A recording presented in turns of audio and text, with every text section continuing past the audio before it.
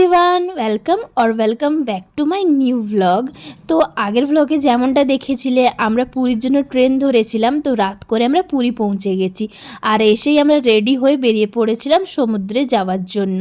যখন সেখানে পৌঁছাই, এত সুন্দর একটা স্যান্ড আর্ট দেখতে পাই। রাত্রি হওয়ার কারণে চারিদিকটা অন্ধকার, কিছুই দেখা যাচ্ছে না, কিন্তু সমুদ্রে ঢেউয়ের আওয়াজ শোনা যাচ্ছে। তাই সবাই সেখানে বসে পড়েছিলাম সেটার জন্যই। আর আমি তো এই বালিতেই পা চুবিয়ে বসে গেছিলাম। এখন ভোর 5টা মতো বাজে। আমার চোখ মুখের অবস্থা দেখেই বুঝতে পারছো ভালো করে ঘুম হয়নি, কিন্তু এখন আমরা সবাই বেরিয়েছি সূর্যোদয় দেখতে যাব বলে। চলো তাহলে যাওয়া যাক। আমরা ভেবেছি সূর্যোদয় দেখে করে একবারে চানটাও করে নিই।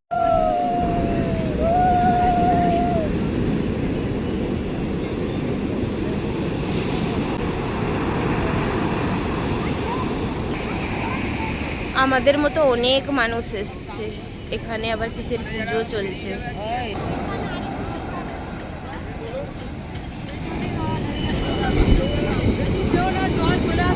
বেশ অনেকক্ষণ বসার পর সূর্যি মামা আমাদের দেখা দিয়েছিলেন, আর সে কি অপরূপ দৃশ্য তা ভাষায় বোঝানো যায় না।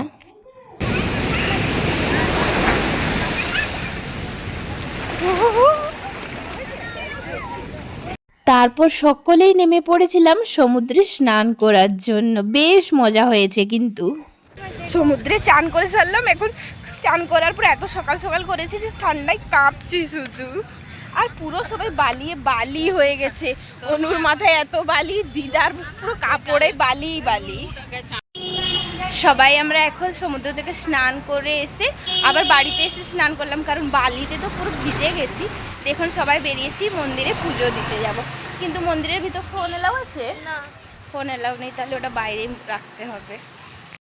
ওই তো এখান থেকে মন্দির দেখা যাচ্ছে, চলো যাই। বারবার করে ওরা ডাকছে।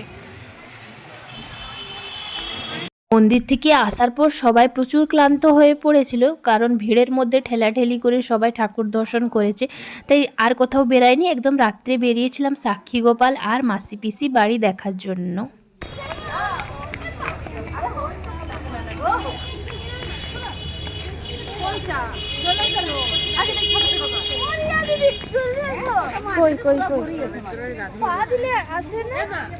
ঘোরাঘুরি কমপ্লিট করার পর আমরা চলে এসেছিলাম হচ্ছে শপিং করার জন্য, কারণ পুরী এসছি মানে সবার জন্যই টুকটাক কিছু তো কিনতেই হবে, তাই তো।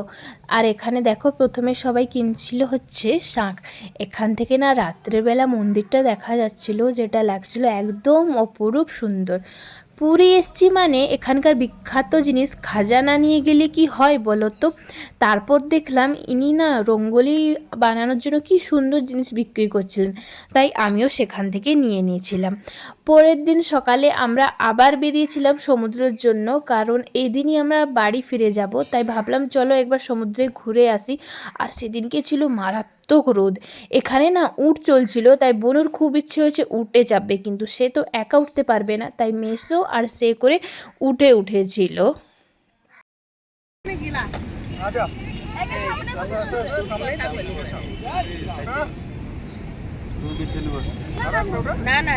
সমুদ্রে বেশ খানিকক্ষণ বসার পর আমরা আবার হোটেলে এসে স্নান করে লাগেজ টাগেজ নিয়ে চলে এসেছি রেল স্টেশনে। আমাদের ট্রেন না অনেক দেরিতে আসার ছিল, আমরা আগেই চলে এসেছি, তাই সেখানেই বসে পড়েছিলাম আমরা।